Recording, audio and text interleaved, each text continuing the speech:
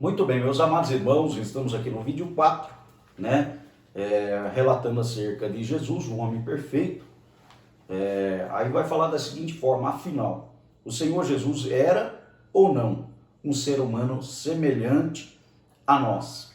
Ele era ou não um ser humano semelhante a nós? Aí fica uma pergunta para mim e para você: ele era ou não um semelhante junto a nós? Aí eu respondo para você que sim, ele era semelhante a nós, e melhor ainda do que nós. Ele era semelhante a nós e melhor do que nós. Por quê? Ele era o Filho de Deus, ele é o Filho de Deus, né? Então nós entendemos que, pois nós não estava sujeito, que era ao pecado original, que era ao experimental. Então, nós estamos sujeitos ao pecado, né? Tanto ao original como ao pecado experimental. Nós estamos sujeitos.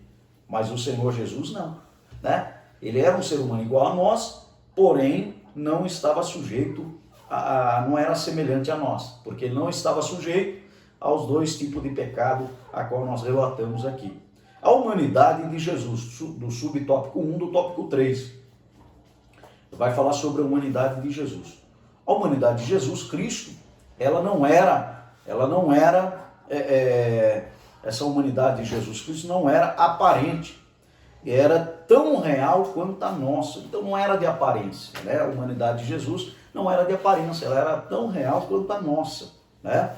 Tão real quanto a nossa. Em momento algum ele usou a sua divindade para suprir suas carências humanas. Não transformou pedras em pães, nem fez brotar, né?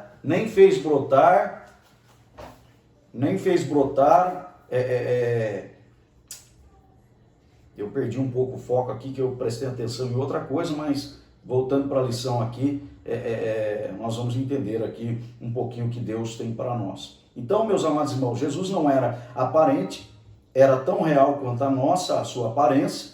Em momento algum ele usou sua divindade para suprir as carências humanas, não transformou pedra em pães, nem fez brotar a água da rocha para aliviar a sua fome. Tá vendo aí? Vocês entenderam? Então, ele não operou os milagres a qual ele operou para si próprio, né? Ele não fez para si próprio, para alimentar si próprio.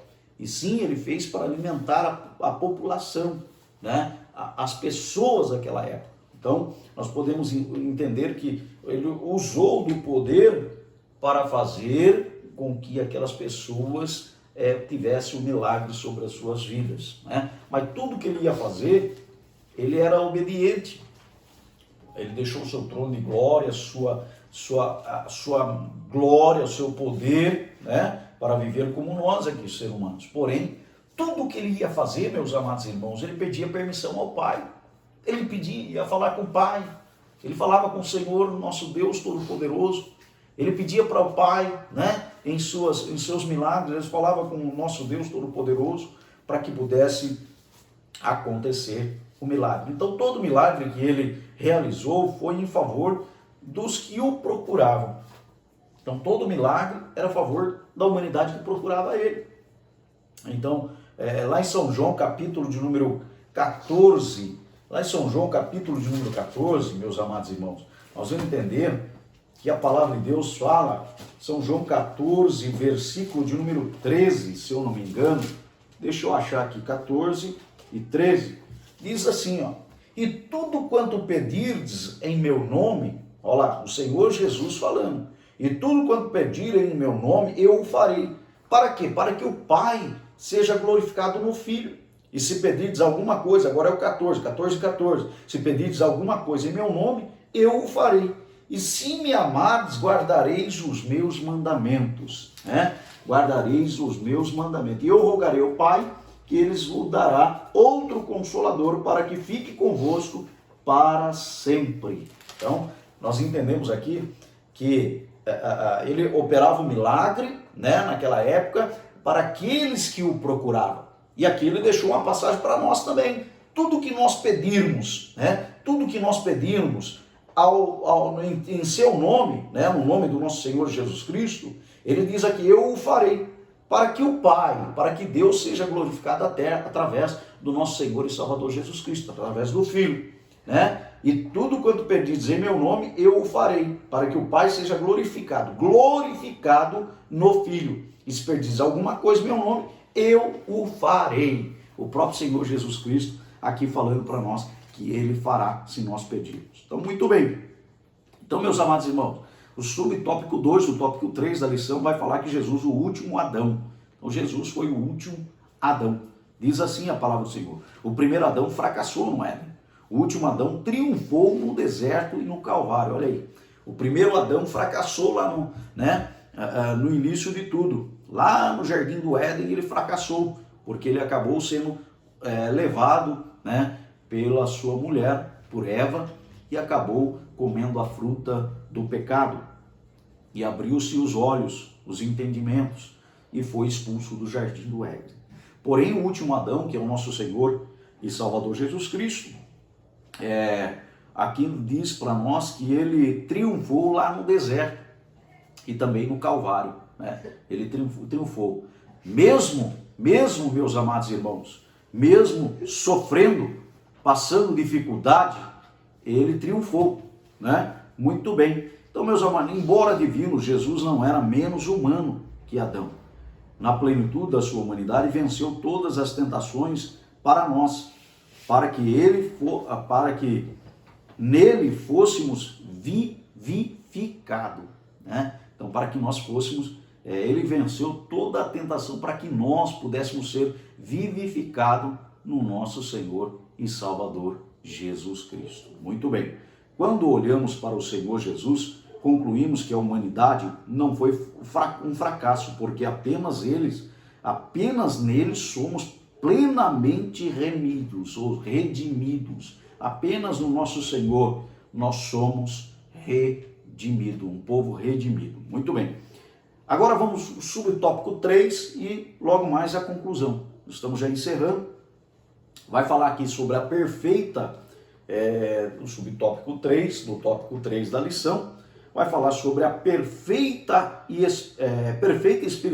espiritual e moral de Jesus, né? Então, como já frisamos, amados irmãos, o Senhor Jesus, embora dotado de uma natureza humana igual à nossa, né, jamais esteve sujeito ao pecado original. Então, ele, mesmo com a natureza humana que nós temos, ele não estava sujeito, né, ao pecado original, nem ao pecado experimental, como já temos citado logo atrás, né? Eis que escreveu o autor da Epístola aos Hebreus, né? Porque nos convia tal sumo sacerdote, santo, inocente, imaculado, separado dos pecadores e feito mais sublime que os céus. Então, tá vendo aí? Aqui, o escritor aos Hebreus, ele fez um relato acerca do nosso sumo sacerdote, né? Que ele é santo, o nosso Senhor e Salvador Jesus Cristo, ele é santo, inocente, ele é inocente, imaculado, não tem manchas, não tem mácula, né, nenhuma, separado dos pecadores, né? Não tem pecado algum. Muito bem. E feito mais sublime que nos céus. Muito bem. Tanto no falar quanto no agir, Jesus sempre foi perfeito, né? Sempre foi perfeito. Lá naquela época, no agir dele, no falar, ele era perfeição, era só perfeição, era tudo perfeito, né? Nenhum dolo ou engano achava nos seus lábios. Ele era perfeitíssimo em todas as coisas. Ele é o nosso excelso modelo. Então, o nosso Senhor e Salvador Jesus Cristo é o nosso modelo de perfeição. Muito bem, conclusão. Olhando firmemente para Jesus, o autor e consumador da nossa fé, chegaremos à estatura de varão perfeito, homens e mulheres moldados pelo Espírito de Cristo. Ele é o nosso consumado exemplo em todas as coisas. E por ele ansiamos, quando do arrebatamento da igreja, estaremos para sempre com o nosso amado Salvador Jesus Cristo, verdadeiro homem e verdadeiro Deus. Amém. Louvado seja o Cordeiro de Deus. Então, meus amados irmãos, esta foi a lição que nós pudemos trazer, lição de número 12, Jesus o homem perfeito, e nós estamos encerrando este vídeo. Na próxima lição nós vamos falar um pouquinho da lição de número 13, o novo homem em Jesus Cristo. No próximo domingo, na Escola Bíblica Dominical, estarei postando esse vídeo sobre o novo homem em Jesus Cristo. E espero que você esteja aí, prestigiando esse ensino, atendendo, ouvindo esta palavra, a qual nosso Senhor, Deus Todo-Poderoso, tem nos concedido. Eu digo para você, meu amado irmão, nessa quarentena, ore a Deus, busque a Deus, clame a Deus, para que Deus possa te abençoar, proteger a tua vida, a tua família, o teu lar. E eu quero orar por você neste momento. Quero orar, pedir para que Deus abençoe a tua vida. Maravilhoso Deus e Pai, Jesus querido, diante de Ti eu me coloco, Senhor. Quero orar pela família, Pai, que está assistindo esse vídeo. Entra com providência, Pai, abençoa, proteja esta família, Pai, livra de todo mal, de todo pecado, de toda obra que não te pertence, Pai. Neste momento difícil, Senhor, eu quero clamar para que o Senhor entre lá com a proteção, Pai. Não deixe que este vírus venha tomar conta desta família. Sabemos, Senhor, que este vírus está tomando uma proporção gigantesca, mas eu sei que o Senhor pode, e eu peço a Tua proteção sobre a minha família, o meu lar, sobre a minha casa e sobre todos aqueles, Pai, que estão envolvidos na Tua obra, Pai. Toda a humanidade, Senhor, eu clamo para que o Senhor entre com providência. Em nome do Senhor Jesus Cristo, assim eu te louvo e te agradeço, em nome de Jesus. Que Deus abençoe a tua vida, em nome de Jesus.